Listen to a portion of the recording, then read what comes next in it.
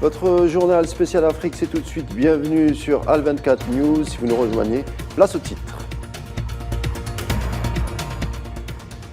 Les ravages des mines antipersonnelles font toujours autant de victimes civiles et militaires en Libye, dont beaucoup d'enfants au sein même de la capitale. Les démineurs étrangers sont souvent appelés à l'aide pour une tâche plus délicate que prévue. Dossier dans ce journal.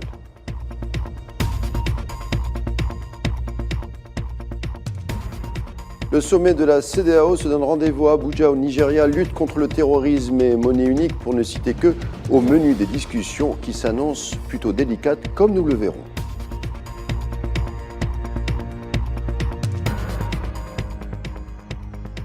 Processus de paix à Nairobi pour la RDC bat de l'aile, retard, défection et absence. La route du cessez-le-feu s'annonce difficile.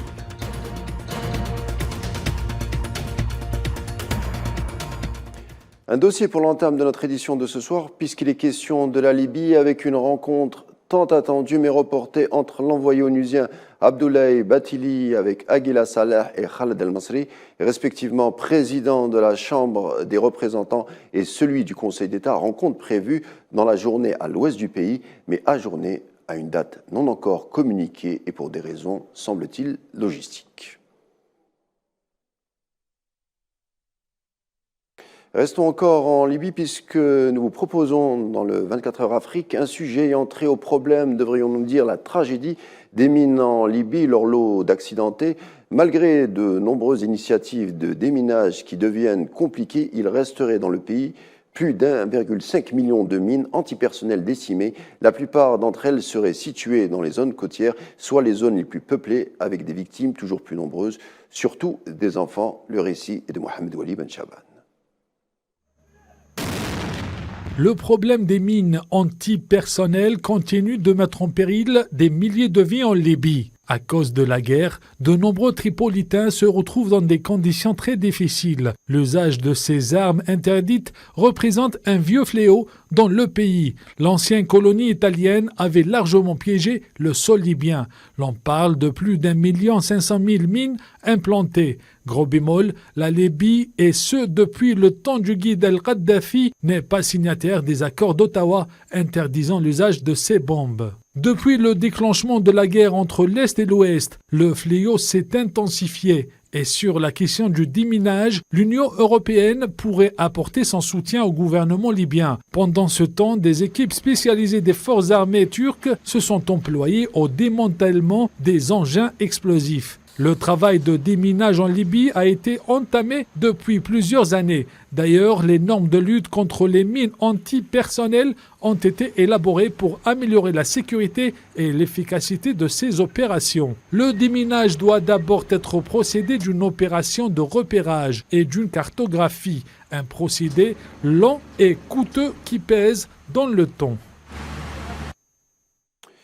Nous restons encore dans le sujet, sur la thématique. Pour nous en parler, nous avons avec nous la spécialiste de la question, la chercheuse en géopolitique, Nour Hijazi. Bonjour Nour Hijazi. Bonsoir. Alors le danger des mines antipersonnelles en Libye ne date pas d'aujourd'hui, des mines conçues pour exploser sans possibilité de distinction entre civils et militaires. Un chiffre, 400 personnes, dont beaucoup d'enfants, en auraient été victimes au sein de la capitale libyenne Tripoli. En 2 ans, vous tirez, vous, la sonnette d'alarme, en quelque sorte, puisque vous relevez dans votre étude que les mines constituent une réelle arme de guerre dans cette Libye post-Kadhafi. Oui, absolument. L'usage des mines antipersonnelles comme arme de guerre est une constante du conflit libyen et de manière générale, c'est aussi une constante de l'histoire libyenne. Comme rappelé dans votre reportage, en effet, la présence des mines antipersonnelles est même antérieure à l'indépendance de la Libye en 1951, puisque, on le sait, il y a eu ces campagnes du désert européennes où se sont affrontés Italiens et Allemands contre les Britanniques entre 1940 et 1943. Mais il faut aussi rappeler que les mines antipersonnelles sont une arme efficace et surtout à moindre coût, dont le but premier en doctrine militaire, c'est d'obstruer la mobilité de l'ennemi. Mais elles ont aussi malheureusement une portée redoutable et comme vous l'avez dit, elles ne distinguent pas entre les victimes civiles ou les militaires et souvent les blessures causées par les mines sont assez longues et complexes à traiter. Et on peut aussi rappeler que la particularité de ces mines, c'est de durer et donc de résister longtemps après les conflits et il faut en général mener des missions de déminage et de cartographie assez complexes et surtout assez coûteuses. Alors Noura Hijazi, les neutraliser n'est pas chose aisée à cause des nouveaux modèles en vigueur, dites-vous, qui sont aussi un vrai danger également pour l'écosystème. Oui, absolument. C'est dangereux pour l'écosystème puisque les mines, elles sont plantées. En fait, elles sont dangereuses pour l'écosystème terrestre puisqu'elles sont plantées dans les racines et elles contiennent des métaux lourds, nocifs d'abord pour les humains, mais aussi pour les plantes ou l'écosystème terrestre de manière générale. Elles contiennent par exemple des métaux comme le TNT ou le RDX qui sont hautement cancérigènes. Merci beaucoup Noura Hijazi pour tous ces détails. Je rappelle que vous êtes géopoliticienne et que vous interveniez de Paris. Sommet ordinaire de la CEDEAO, le dernier de l'année à Abuja au Nigeria. Quelle stratégie justement adopter concernant par exemple la lutte contre le terrorisme ou encore la question de la transition démocratique qui concerne, on le rappelle, le Burkina, le Mali et la Guinée, voire la thématique de la monnaie unique qui ne fait pas l'unanimité entre les membres présents à la 70e édition de la CEDEAO à Abuja. Voici à peu près sur quoi tableront les échanges durant 2 jours, sans oublier cette épineuse affaire qui animera sans aucun doute les débats, celle des 46 militaires ivoiriens arrêtés au Mali en juillet dernier. On y reviendra dans nos prochaines éditions. Le processus de paix de Nairobi pour un retour de paix en Est-RDC en rodage avec des retards de calendrier, suspension des audiences, absence des représentants du M23 et surtout l'annonce du deuil national de 3 jours décrété par les autorités congolaises. Les récalcitrants ne cachent plus leur désarroi et remettent en doute l'efficacité du processus en question. Sujet connexe, puisqu'on en vient à Paul Kagame, le président rwandais accusé régulièrement par son homologue congolais Félix Tshisekedi d'être l'instigateur des opérations du M23 au Nord Kivu. L'intéressé rwandais dément de jouer le moindre rôle dans ce conflit et accuse à son tour Tshisekedi de tirer parti des violences du M23 pour retarder les élections prévues en décembre 2023. Paul Kagame l'accusera lors d'une session parlementaire d'il y a 2 jours de ne pas avoir été élu démocratiquement. 8 mois après le Mali, c'est au tour du Burkina Faso de suspendre avec effet immédiat Radio France Internationale. On reproche via un communiqué gouvernemental d'avoir diffusé un message d'intimidation par un chef extrémiste au sein d'un reportage diffusé sur l'organe, désormais proscrit sur l'ensemble du territoire burkinabé.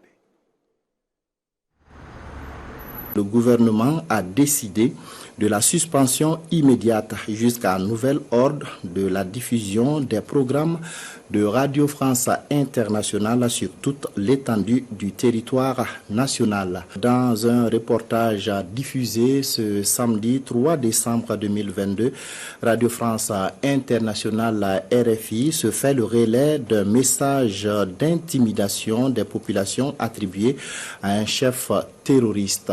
Ce média contribue ainsi à une manœuvre désespérée des groupes terroristes en vue de dissuader les milliers de Burkinabés mobilisés pour la défense de la patrie.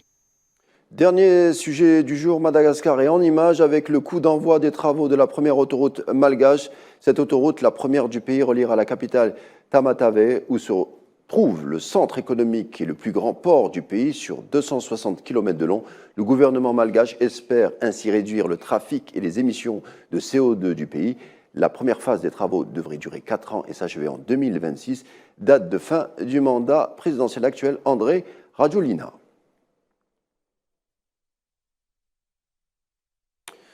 Voilà, ça sera tout pour votre rendez-vous avec l'Afrique. Merci d'avoir été des nôtres. Édition que vous retrouverez dès demain à la même heure. Bonne soirée.